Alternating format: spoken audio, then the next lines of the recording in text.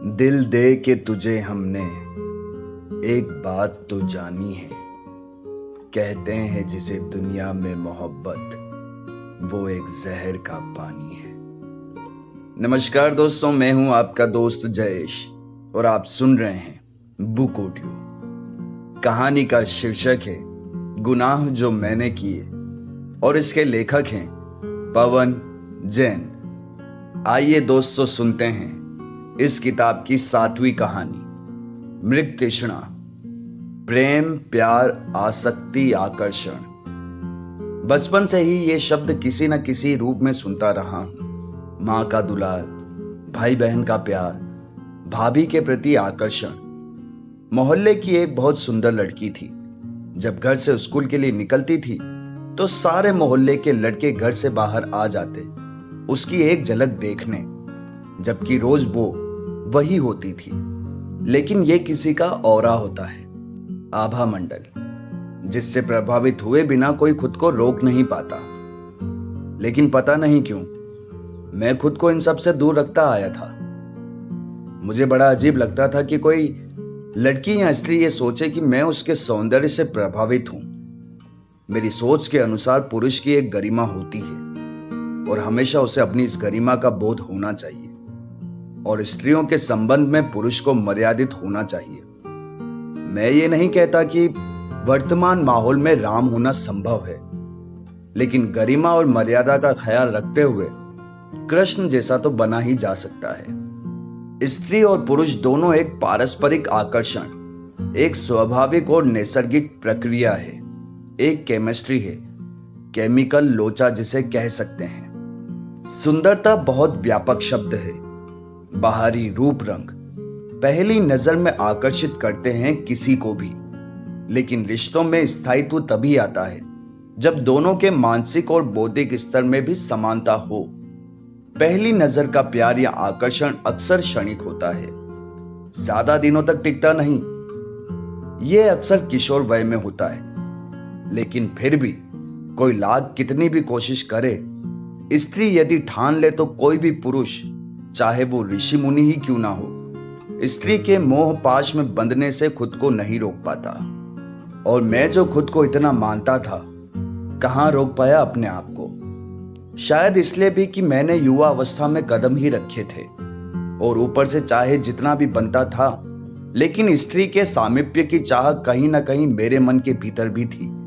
एक बाहरी आवरण जरूर ओढ़ रखा था मैंने अपनी मित्र मंडली में, लेकिन रात को जब सोता था तो एक चाह, एक प्यास, एक तड़प, एक तलाश, एक बेचैनी सी मुझे परेशान करती थी। बीएससी करने के बाद इकोनॉमिक्स में एमए करने के मेरे निर्णय से सभी को बहुत हैरानी थी, लेकिन कॉलेज में ही एक इकोनॉमिक्स के सर ने, जो हमारे मोहल्ले के बराबर वाले मोहल्ले में ही रहते थे और मुझे बखूबी जानते थे, मुझे इकोनॉमिक्स लेने के लिए कन्विंस किया और यह भी कहा कि मैथ्स के बैकग्राउंड वालों के लिए इकोनॉमिक्स में एमए करने से बहुत स्कोप बढ़ता है। फिर मैंने मैथ्स में एमएससी करने के बजाय इकोनॉमिक्स में एडमिशन ले लिया।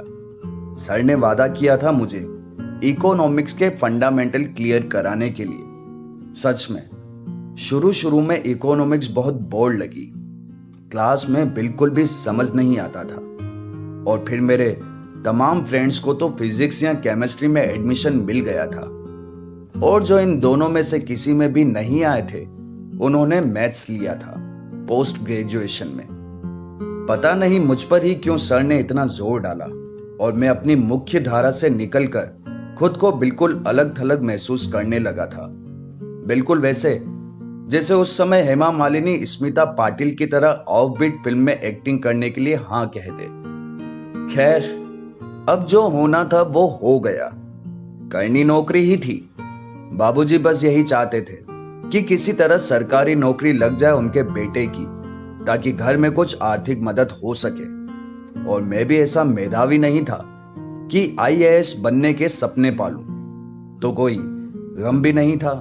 सर ने एक उपकार किया था कि मुझे इंटर और बीए की इकोनॉमिक्स की बुक दे दी थी घर पे पढ़ने के लिए, ताकि इकोनॉमिक्स की बेसिक नॉलेज मिल सके मुझे। घर पे खाली वक्त में मैं उन्हें पढ़ता और धीरे धीरे कुछ कुछ समझ आने लगा था। एडम स्मिथ का अर्थशास्त्र। इकोनॉमिक्स लेने का एक फायदा जरूर हुआ था कि रोज रोज कॉलेज जाने का झंझट नहीं था। एक तो सर का भरोसा था कि अटेंडेंस शॉर्ट नहीं होने देंगे, और फिर प्रैक्टिकल आदि की टेंशन भी नहीं। फिर क्लास में कुछ समझ भी नहीं आता था और एक भी लड़की नहीं थी क्लास में। सारी की सारी बॉटनी, केमिस्ट्री, हिंदी, इंग्लिश आदि में भरी पड़ी थी। यह भी एक महत्वपूर्ण वजह थी कॉलेज बंक करने की। उस समय मॉर्निंग शो हुआ करते थे सिनेमा में। घर और कॉलेज के रास्ते में 2 पिक्चर हॉल थे और जिनमें ज्यादातर रोज ही फिल्में बदलती थी।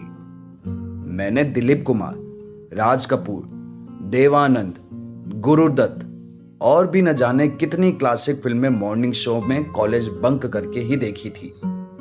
मुझे अभी भी याद है कि मैंने कौन सी मूवी किस हॉल में और किसके साथ देखी थी। कहने को वक्त अच्छा बीत रहा था। मेरा मन हमेशा दोस्तों में रमा रहता। खूब सारे दोस्त थे मेरे।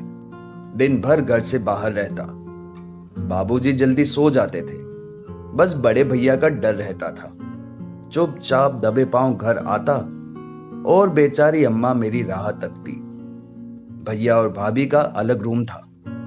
अम्मा मेरे इंतजार में जगती रहती। अक्सर बिना बताए नाइट शो भी देखता था नई फिल्मों के। बेचारी अम्मा बहुत परेशान हो जाती और खिड़की पे खड़ी हो जाती। अम्मा को मेरी फिक्र करते देख कभी कभी मुझे बहुत दुख होता था और अम्मा पे बहुत तरस भी आता था और सोचता था कल से बिल्कुल वक्त पे घर आऊंगा। लेकिन अम्मा इस दुनिया को अलविदा कह गई और मेरा वो कल कभी नहीं आया। रात को कभी नींद एकदम आती और कभी सारी रात यूं ही करवटें बदलते कटती। दिन तो सारा यार दोस्तों के साथ मटर गश्ती में कट जाता, पर रात जब मैं होता और होती मेरे साथ मेरी दमित इच्छाएं, जल्दी से नौकरी लगे और भाभी जैसी कोई खूबसूरत लड़की मेरे जीवन में आए, मेरी जीवन की संगनी बनकर। सर क्रिकेट भी खेलते थे और अच्छे एथलीट भी थे। साथ ही स्विमिंग के भी चैंपियन रह चुके थे। उस साल उन्हें कॉलेज में स्पोर्ट्स इंचार्ज भी बना दिया था और उन्हें अपना घर छोड़ के कॉलेज में ही स्टाफ क्वार्टर्स में रहना पड़ा। कॉलेज के स्टाफ क्वार्टर्स कॉलेज ग्राउंड के साथ ही थे। वहां और भी प्रोफेसर रहते थे। साथ ही कॉलेज हॉस्टल्स भी वहीं थे। हमारे कॉलेज का कैंपस बहुत विशाल था, कई एकड़ में फैला। एक सेपरेट गर्ल्स हॉस्टल भी था, स्टाफ क्वार्टर से बिल्कुल लगा हुआ। बॉयज हॉस्टल बिल्कुल अपोजिट साइड में थे। वहीं पे एक स्विमिंग पूल भी था, जहां हॉस्टल्स के छात्र स्विमिंग किया करते थे। कॉलेज की स्विमिंग टीम के कोच सर ही थे। गर्ल्स की टीम भी थी स्विमिंग की, लेकिन उनकी प्रैक्टिस का टाइम बिल्कुल अलग था और उस समय स्विमिंग पूल में बिना सर की परमिशन के कोई अन्य छात्र या प्रोफेसर अलाउ नहीं था और किसी को जाने की परमिशन नहीं थी। मेरी स्पोर्ट्स में कोई खास दिलचस्पी नहीं थी सिवा क्रिकेट को छोड़कर, लेकिन कभी तरीके का खेलना नहीं आया। हाँ, कमेंट्री बहुत सुनता था। कामिनी वशिष्ठ ने उसी कॉलेज में एमएससी किया था केमिस्ट्री में और अब वहीं से पीएचडी भी कर रही थी। उसे कॉलेज में सब जानते थे और वो एक तरह से मिस कॉलेज मानी जाती थी। कॉलेज के एनुअल फंक्शन में वो बढ़ चढ़ के हिस्सा लेती थी। स्टडीज में तो तेज थी ही, बाकी एक्टिविटीज में भी बहुत सक्रिय थी। एक तरह से कॉलेज की आन बान शान थी वो, सर्वगुण संपन्न। कामिनी बला की खूबसूरत थी और सबसे ज्यादा जो उसे आकर्षक बनाता था वो उसके दाएं गाल पे चोट का लाल निशान। लगता ही नहीं था वो निशान बचपन की चोट का था, बल्कि ऐसा प्रतीत होता था जैसे वो ये निशान के साथ ही जन्मी थी। कॉलेज में कोई भी उसे देखता तो बस देखता ही रहता, लेकिन किसी को उससे बात करने की हिम्मत नहीं पड़ती थी। उसने खुद को ऐसा ही बना रखा था, गरिमापूर्ण, एक डिस्टेंस मेंटेन करती थी। लेकिन कॉलेज में उसकी दयालुता के किस्से भी कम नहीं थे। कई निर्धन छात्र छात्राओं की वो मदद करती थी, बुक्स दिलवाकर या किसी भी और तरह से, जो भी उसके बस में होता। जरूरतमंद के किसी भी काम में हेल्प करने में पीछे नहीं हटती थी। केमिस्ट्री लैब का स्टाफ बहुत खुश रहता था उससे। वो लैब में यदि देर तक काम करती तो ड्यूटी पर जो स्टाफ रहता उसे कुछ न कुछ जरूर देती। सभी उससे बहुत रेस्पेक्ट देते थे। अंतर महाविद्यालय प्रतियोगिता में उसने कॉलेज के लिए कई पदक जीते थे और स्विमिंग की वो यूनिवर्सिटी चैंपियन थी। उसकी एक खास पहचान ये थी कि कभी भी वो सिर झुका के नहीं चलती थी, बल्कि सिर उठाकर सामने की ओर देखते हुए। उसका चेहरा आत्मविश्वास से परिपूर्ण रहता, सबसे अलग, भीड़ से जुदा। एक विशिष्टता थी उसकी चाल में, व्यवहार में। मेरा कभी भी कामिनी से कोई वास्ता नहीं पड़ा था। कॉलेज में मुझे भी 3 साल कंप्लीट हो चुके थे जब मैंने एडमिशन लिया बीएससी फर्स्ट ईयर में। तब वो बीएससी फाइनल ईयर में थी। लेकिन क्योंकि वो अपनी विविध योग्यताओं की वजह से कॉलेज में लोकप्रिय थी, इसलिए कोई भी छात्र होगा जो कामिनी को न जानता हो। और वैसे भी उस समय ज्यादातर पेरेंट्स अपनी लड़कियों को गर्ल्स हॉस्टल में ही पढ़ाना पसंद करते थे, इसलिए कोएड कॉलेज में छात्राओं की तादाद बहुत कम होती थी और हर लड़की को कॉलेज के सभी छात्र लगभग जानते ही थे। हमारे कॉलेज के प्रिंसिपल सर अनुशासन में बहुत सख्त थे, इसलिए वो खास तौर पर लड़कियों पर बहुत पैनी नजर रखते थे। इस वजह से लड़कियां भी थोड़ा डरी सहमी रहती थी। घर से कॉलेज और कॉलेज से घर। हमारे शहर में लड़कियों का एक बहुत बड़ा कॉलेज था। वहां की लड़कियां बहुत बिंदास और मॉडर्न मानी जाती थी। जैसे दिल्ली में बिरेंडा हाउस का नाम मशहूर था, वैसे ही हमारे शहर के लड़कियों के उस कॉलेज का था। उस कॉलेज में एडमिशन लेना लड़कियों के लिए एक तरह से स्टेटस सिंबल माना जाता था। शहर में जब भी कोई नई मूवी लगती, खास तौर से किसी रोमांटिक हीरो शाहरुख या सलमान की, तो उस कॉलेज की लड़कियां फर्स्ट डे फर्स्ट शो देखने में गर्व महसूस करती थी। उस कॉलेज में पढ़ने वाली लड़कियां ज्यादातर या तो बड़े अफसरों की बेटियां होती या पैसे वालों की। उस कॉलेज की छुट्टी के समय लड़के उस कॉलेज के सामने से गुजरने में डरते थे। पता नहीं कब किसकी शामत आ जाए और चप्पलों से पिटाई शुरू हो जाए। उस कॉलेज की लड़कियां लड़कों की पिटाई को लेकर बहुत बदनाम थी। फर्स्ट डे फर्स्ट शो को भी लड़के अवॉइड करते थे। एक तरह से वो उस कॉलेज की लड़कियों के लिए बुक था। लेकिन कामिनी को भगवान ने बिल्कुल डिफरेंट बनाया था। एक बार हमारे कॉलेज के एक लड़के को उस कॉलेज की एक दादा टाइप लड़की ने छेड़खानी के झूठे आरोप में पकड़कर बहुत पिटाई की थी। कामिनी को जब पता चला तो पहुंच गई उस लड़के के साथ उस कॉलेज के प्रिंसिपल के पास कंप्लेंट लिखवाने। प्रिंसिपल ने उसे कॉलेज प्रॉक्टर के पास भेज दिया, लेकिन प्रॉक्टर ने भी कोई इंटरेस्ट नहीं लिया और कह दिया कि एप्लीकेशन दे दो, जांच करेंगे। लेकिन कामिनी कहां हार मानने वाली थी। वो शहर के एसपी के पास पहुंची और बोली, उस लड़की के खिलाफ एकदम एक्शन लिया जाना चाहिए, नहीं तो वो एसपी ऑफिस के बाहर ही भूख हड़ताल शुरू कर देगी। कामिनी की बोल्डनेस देखकर एसपी साहब ने उस लड़की के खिलाफ कार्रवाई करने के आदेश दिए और कॉलेज को उस दादा टाइप लड़की को कॉलेज से निष्कासित करना पड़ा। उस घटना के बाद कामिनी हमारे कॉलेज की रोल मॉडल बन गई थी। वो न गलत करती और ना ही कोई गलत बात बर्दाश्त करती थी। कॉलेज में कहीं से भी गुजरती, वहां अपनी छाप छोड़ जाती। सच ही तो कहा है किसी ने, खुदा किसी को देता है तो छप्पड़ फाड़ के देता है। कामिनी के केस में यह बात 200% सच थी।